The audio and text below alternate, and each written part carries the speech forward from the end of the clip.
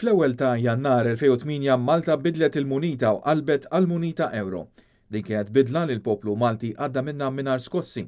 Anzi, minn stħarriġ regolari li jsir mill-Eurobarometer jirriżulta li l-pubbliku Malti hu kuntent ħafna bl-użu tal-euro.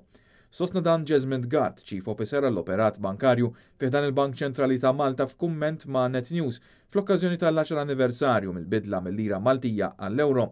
Aspett ieħor li l-pubbliku laqa b'sodisfazzjon li l-munita euro ikomuni ma' ħafna pajjiżi oħra fl-Unjoni Ewropea. Il-pubbliku Malti jidher li adotta l-użu tal-euro b'mod adekwat ħafna.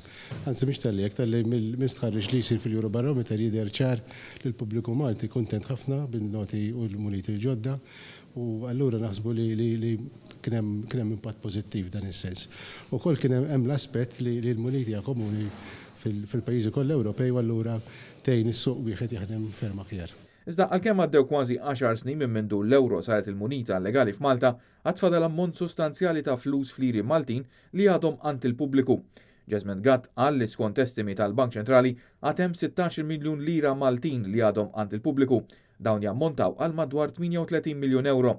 U fakkar li l-pubbliku għandu ċans sal-31 ta' Jannar f'nofsinhar sabiex isarra fil-liri Maltin u jingħata l-ekwivalenti f'euro. Fadal fil-fatt 16 miljun lira Maltin għand il-pubbliku.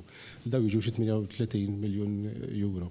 Biex jissarfu dawn jistgħu jiġu hawnhekk il-Bank Ċentrali huwa l-uniku post fil-fatt fejn jissarfu jissarfu fil-31 ta' Jannar li ġej fl-ofsinhar, so naħsbu li l-pubbliku qed jikkonkorri issa għal din il-bidla u nittamaw li dawk kollha li għandhom in-noti fil-fatt iġibuhom. Wara dik id-data sfortunatament ma jistgħux nagħtuhom iktar il-valur tagħhom il-pubbliku. Importanti li wieħed jinnota li l-flus li jsarfu biss mill-annex tal-Bank Ċentrali fil-Belt Valletta.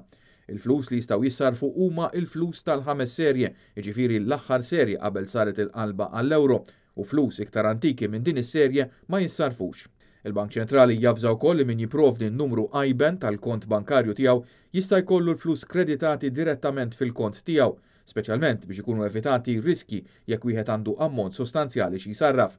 Wara l-31 ta' Jannar il-flus denominati fl-liri Maltin ma jkollhom ebda valur u l-bilanċ tal-valur tal-flus mhux miġbura jgħaddi għand il-Gvern Malti.